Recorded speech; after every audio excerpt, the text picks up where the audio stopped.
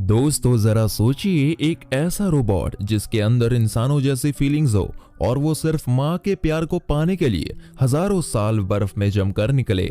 आज की इस मूवी में हम कुछ ऐसा ही देखेंगे जिसका नाम है आर्टिफिशियल इंटेलिजेंस। मूवी की शुरुआत होते ही 22वीं सेंचुरी से ये वो वक्त है जब ग्लोबल वार्मिंग की वजह से सी लेवल काफी बढ़ गया है।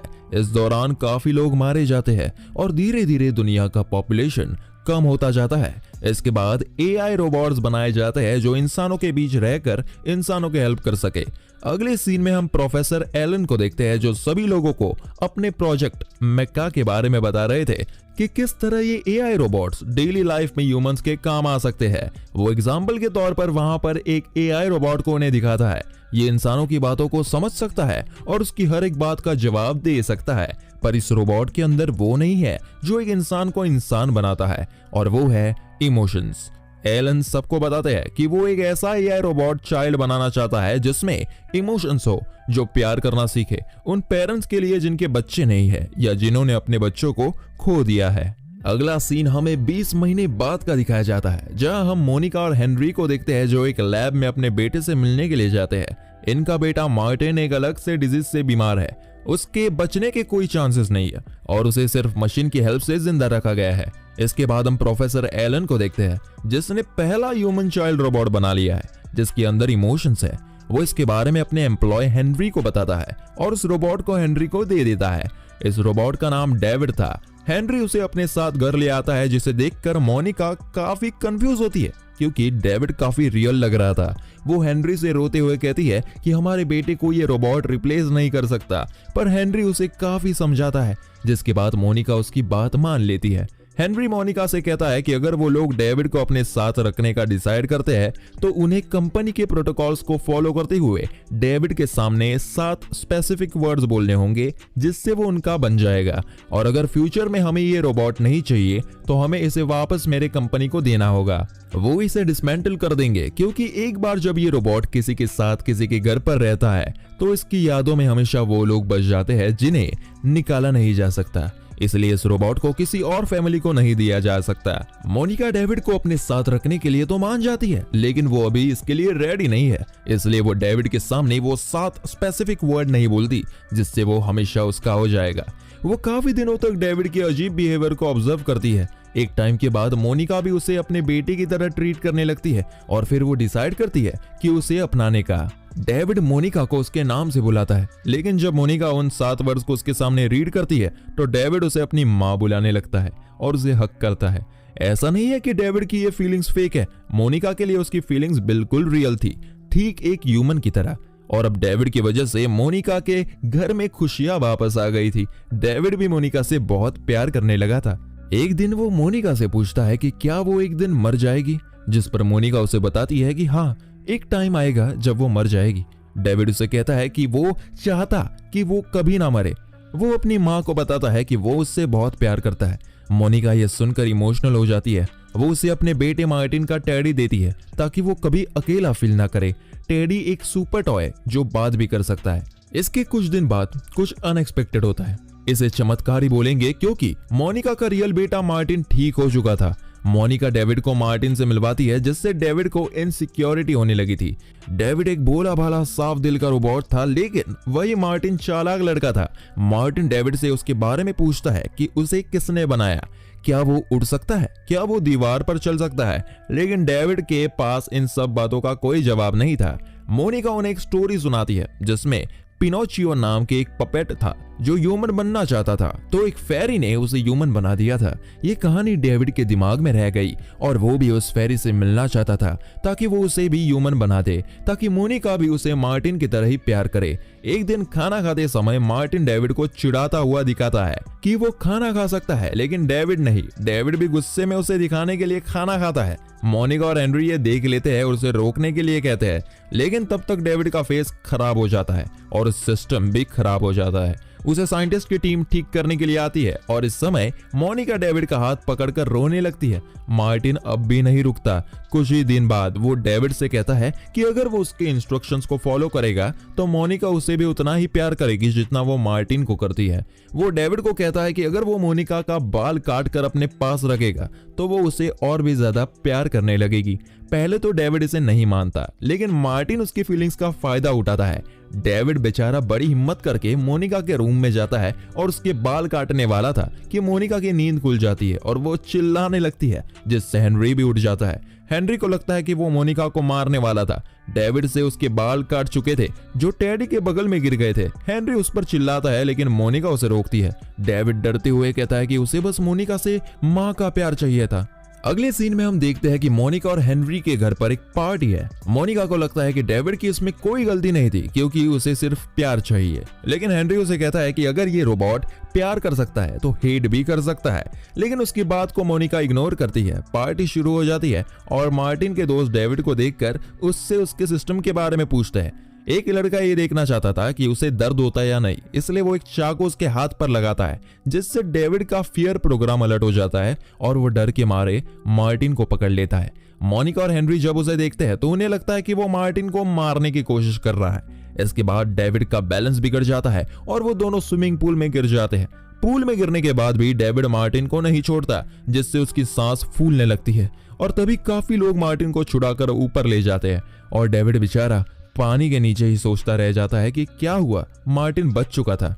इसके बाद मोनिका डेविड से बात करने के लिए उसके पास आती है। डेविड ने मोनिका के लिए ढेर सारे पेजेस में लिख रखा था कि वो उससे कितना प्यार करता है और उससे कभी दूर नहीं जाना चाहता। ये देखकर मोनिका काफी रोने लगती है और उसे कहती है कि वो उसे अपने साथ कहीं ले जाएगी। डेविड काफी खुश था कि उसे अपनी माँ के साथ टाइम स्पेंड करने का मौका मिलेगा। वो उसे कार में वापस कंपनी के पास ले जा रही थी क्योंकि वो उसे अब अपने साथ नहीं रख सकती थी। वो काफी रो रही थी, लेकिन एक जगह आकर वो रुक जाती है और अपना माइंड चेंज करती है। वो उसे वापस कंपनी को नहीं देना चाहती क्योंकि उसे पता है कि कंपनी उसे डिस्ट्रॉय कर देगी। वो डेविड को गाड़ी से उतारकर उसे बताती है कि वो उसे यहीं छोड़ रही है। ये सुनकर डेविड रोने लगता है और उसे कहता है कि अगर पिनोचियो पपेट रियल बन गया था तो वो भी फेरी की हेल्प से रियल हो सकता है, जिससे उसकी माँ उसे प्यार करेगी। मोनिका रोते हुए उसे समझाती है कि वो सिर्फ एक कहानी थी। वो रोते हुए उसे पैसे देती है और कहती है कि उस तरफ मत जाना, नहीं तो फ्लैश फेयर्स उसे पकड़कर डिस्ट्रॉय कर देंगे। दरअसल फ्लैश फेयर्स एक ग्रुप है जो रोबोट्स को पकड़कर डिस्ट्रॉय करते हैं क्योंकि उन्हें लगता है कि रोबोट्स इंसानों के लिए खतरा है। मोनिका डेविड को बताती है कि उसके लिए सिर्फ उसके जैसे रोबोट्स ही सेफ है। फाइनली वो रोते हुए काफी हिम्मत करके उसे छोड़कर चली जाती है। इसके बाद हम जोई नाम के रोबोट को देखते हैं, जो कि एक मेल प्रोस्टिट्यूट रोबोट है जो लड़कियों के साथ इंटीमेट होकर उन्हें सेटिस्फाई करता है। ऐसे ही एक दिन जब वो एक लड़की से मिलने उसके रूम में जाता है, लेकिन वहां वो देखता है कि किसी ने उसका मर्डर कर दिया और अब उसका ब्लेम जॉय पर लग चुका है। इधर हमारा डेविड जंगल में टेडी के साथ चल रहा था। उसे अब उस ब्लू फेरी की तलाश थी जो उसे ह्यूमन बना देगी। अचानक उसके सामने एक कूड़े का ट्रक आकर सारा कूड़ा फेंक कर चला जाता है। ये कूड़ा असल में रोबोट्स को डिस्ट्रॉय करने के बाद का वेस्ट था। उसके बाद वहां कुछ रोबोट्स आते हैं और अपने खराब बॉडी पार्ट्स को उन बॉडी पार्ट्स से चेंज करते हैं। वही जॉय भी आ चुका था। तभी वहां फ्लैश फेयर्स आ जाते हैं और ये सभी रोबोट्स उनसे बचकर भागते हैं क्योंकि उन्हें डर है कि फ्लैश फेयर उन्हें डिस्ट्रॉय कर देंगे। ये रोबोट्स बुरे नहीं है, लेकिन इनमें ह्यूमन जैसी फीलिंग्स है, जिससे इनमें मरने का डर है। डेविड और जॉय भी काफी देर भागते हैं, लेकिन सभी लोग पकड़े जाते हैं। इन्हें एक हेलीकॉप्टर में ले जाया जाता है। डेविड के हाथ से टेडी गिर जाता है, लेकिन टेडी उनका पीछा करता है। इन्हें एक केज में बंद कर दिया जाता है। ये सभी लोग एक सर्कस जैसी जगह पर थे जहां एक एक करके इन रोबोट्स को एंजॉयमेंट के लिए डिस्ट्रॉय किया जा रहा था। यहाँ ऑडियंस में वो लोग थे जो रोबोट से नफरत करते थे। जब टेडी डेविड के पास जाने वाला था तो एक लड़की उसे पकड़ लेती है। तब उसकी नजर डेविड पर पड़ती है। वो जाकर अपने फादर को बताती है कि एक ह्यूमन रोबोट्स के बीच में बंद है, लेकिन वो आदमी आकर देखता है कि डेविड भी एक रोबोट है। वो हैरान था क्योंकि डेविड बिल्कुल एक ह्यूमन की तरह दिख रहा था। एक एक करके सभी रोबोट्स को डिस्ट्रॉय किया जा रहा था। एक आदमी डेविड को भी डिस्ट्रॉय करने ले जाता है, लेकिन जब डेविड उनसे रिक्वेस्ट करता है कि वो उसे छोड़ दे, वो रोने लगता है और कहता है कि प्लीज मुझे मत मारिए। मैं कोई रोबोट नहीं बल्कि एक ह्यूमन हूँ। ये सुनकर वहां पर मौजूद ऑडियंस को विश्वास हो जाता है कि वो एक इंसान है, इसलिए वो सब मिलकर फ्लैश फेयर्स का विरोध करने लगते हैं, जिसका फायदा उठाकर डेविड, जॉय और टेडी वहां से भाग जाते हैं। उधर हम एलन को देखते हैं जो अपने ऑफिस में बैठा था। उसके सामने उसके बेटे डेविड की फोटोज थी जो बिल्कुल रोबोट डेविड की तरह दिख रहा था। इसका मतलब है कि उसने डेविड को अपने मरे हुए बेटे की याद में बनाया था। उसकी टीम उसे बताती है कि उन्होंने डेविड को ढूंढ लिया है।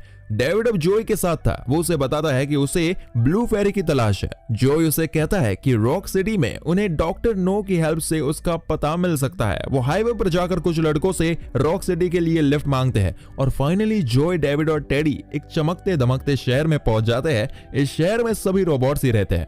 यहाँ ये लोग डॉक्टर नो के पास जाते हैं जो कि एक आर्टिफिशियल इंटेलिजेंस है।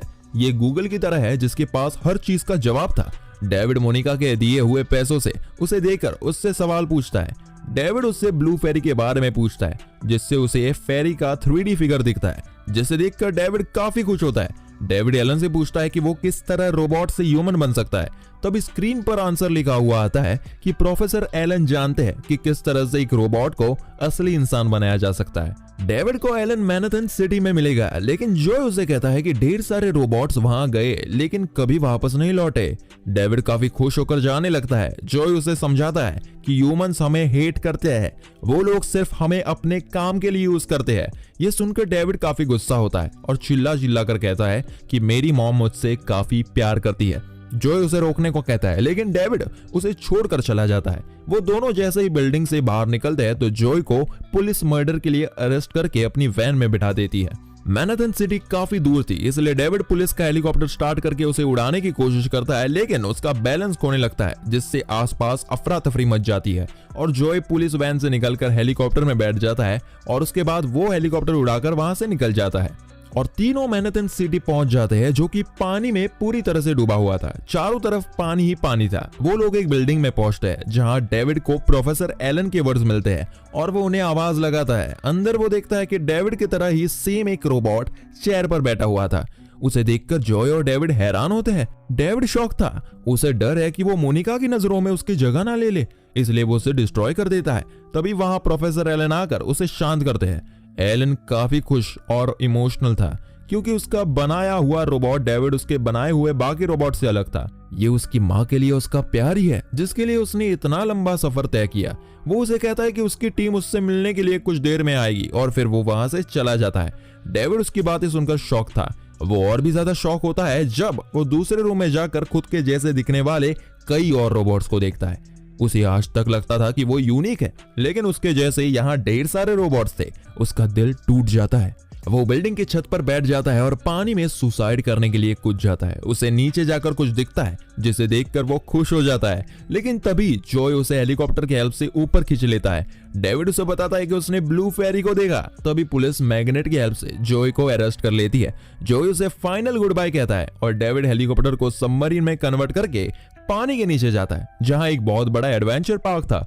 टेडी उसे संभाल के ड्राइव करने को कहता है। डेविड ब्लू फेरी के पास पहुंचता है, लेकिन तभी उसे पता चलता है कि वो सिर्फ मूर्ति है। तभी एक जायंट व्हील उनके ऊपर गिर जाता है और वो वहीं पर फंस जाते हैं। बेचारा डेविड लगातार उस ब्लू फेरी से रिक्वेस्ट करता है कि वो उसे ह्यूमन बना दे। वो उससे रिक्वेस्ट पर रिक्वेस्ट करता है। वो तब तक रिक्वेस्ट करता है जब तक कि वो पानी में जम ना गया और इस तरह से 2000 साल बीत जाते हैं। पूरा पानी बर्फ बन जाता है और पानी की सभी स्पीसीज मर जाती है। इसके बाद हम 2000 साल बाद का सीन देखते हैं जब अर्थ पर एक भी ह्यूमन नहीं बचा था और एलियंस इस बर्फ से जमे हुए शहर में तलाश करते हुए डेविड के पास पहुंचते हैं जो कि बर्फ में जम चुका था। वो डेविड और टेडी को अपने पावर से ठीक करते हैं। डेविड बेचारा मुश्किल से उठकर सबसे पहले ब्लू फेरी के पास जाता है और उसे पकड़ता है कि अचानक वो मूर्ति टूट जाती है। एलियंस आपस में बात करते हैं कि ये मशीन इतने सालों से यहाँ जमा हुआ था और ह्यूमंस के बारे में जानता है। मूर्ति टूटने के बाद डेविड काफी निराश होता है। एलियंस अपनी पावर से उसकी मेमोरी पढ़ते हैं जिससे उन्हें उसका सारा पास्ट समझ आता है कि किस तरह वो अपनी माँ का प्यार हासिल करना चाहता था और उसके साथ लाइफ स्पेंड करना चाहता था। हम देखते हैं कि डेविड अपने घर पहुंच गया था, लेकिन वहां उसे उसकी माँ नहीं मिलती, लेकिन ब्लू फेरी मिल जाती है। दरअसल ये घर एलियंस ने डेविड की मेमोरी में से देखकर उसके लिए बनाया था और वो ब्लू फेरी भी एक एलियन ही था। डेविड उसे कहता है कि वो उसे एक इंसान बना दे ताकि उसकी माँ उससे भी प्यार करे, लेकिन ब्लू फेरी कहती है कि वो उसे खुश देखना चाहती है और वो उसके लिए सब कुछ कर सकती है, लेकिन वो उसको इंसान नहीं बना सकती। ब्लू फेरी उसे बताती है कि उसकी माँ मर चुकी है, वो उन मरे हुए लोगों को वापस ला सकते हैं जिनकी बॉडीज उन्हें बर्फ में मिली है, लेकिन उसकी माँ का कोई पार्ट उनके पास नहीं है, इसलिए ये पॉसिबल नहीं है कि उसकी माँ को एलियंस वापस ला सके। तभी वहां टेडी आकर डेविड से कहता है कि जब उसने मोनिका के बाल काटे थे तो उसने वो बाल अपने पास रख लिए थे, इसका मतलब है कि उसे वापस लाना पॉसिबल है। कुछ देर बाद डेविड के पास एक एलियन आकर उसे बताता है कि उन्होंने एक प्रोजेक्ट स्टार्ट किया था जिससे वो ह्यूमंस को जिंदा कर सकते थे, लेकिन वो प्रोजेक्ट फेल हुआ। ह्यूमन जिंदा होने के एक दिन बाद दोबारा मर गए, इसलिए उसकी मम्मी को वो जिंदा कर देंगे, लेकिन उसके पास सिर्फ एक ही दिन रहेगा उसके साथ टाइम स्पेंड करने के लिए। जब सुबह होती है तो मोनिका दोबारा अपने रूम में थी। डेविड अपनी माँ को देखकर काफी खुश होता है और उस दिन वो अपनी माँ के साथ काफी अच्छा टाइम स्पेंड करता है। एलियन ने डेविड को मोनिका के पुराने लाइफ के बारे में बात करने के लिए मना किया था, इसलिए डेविड इस बारे में कोई भी जिक्र नहीं करता। मोनिका को मार्टिन और हेनरी के बारे में कुछ भी याद नहीं था, उसके पास सिर्फ डेविड ही था और इस बात से डेविड बहुत ही ज्यादा खुश था। ये उसकी लाइफ का सबसे बेस्ट डे था। डेविड एक दिन में वो सारे पल जीने की कोशिश करता है जो हमेशा से वो अपनी मॉम के साथ जीना चाहता था। फाइनली एक दिन बीत जाता है और मोनिका वापस सोने जाती है। जब डेविड उसे आखिरी बार आई लव यू कहता है और हक करते हुए रोता है, उसकी माँ उसे कहती है कि उसने उसे हमेशा प्यार किया है। वो दोनों सो जाते हैं और इसी के साथ ये खूबसूरत मूवी यही खत्म होती है। दोस्तों, अगर वीडियो पसंद आया हो तो एक लाइक जरूर करें और इसी तरह से एक्सप्लेनेशन के लिए चैनल को सब्सक्राइब जरूर करें। Thank you.